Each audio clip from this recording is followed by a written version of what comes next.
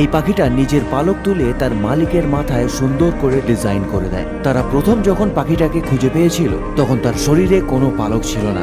আসলে এটা কারো পোষা পাখি ছিল। তবে পোষা পাখি যখন বাইরে বেরোয় তখন অন্য পাখিরা কামড়ে কামড়ে লোম তুলে নেয়। প্রথমে তো পাখিটা এই বাড়িতেও ভয় পাচ্ছিল, আর যখন কেউ থাকতো না তখনই গায়ে জল লাগাচ্ছিল।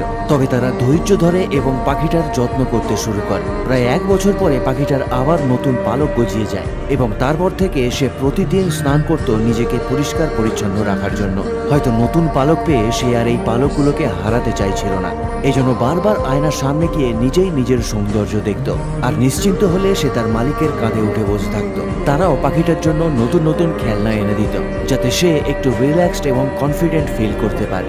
যখন সে নিজের একটা পেন্টিং দেখে সে প্রচন্ড পরিমাণে খুশি হয়ে যায়। তবে একদিন সে অদ্ভুত একটা কাজ করে। হয়তো সে তার মালিককে ধন্যবাদ জানানোর জন্য নিজের শরীরের সুন্দর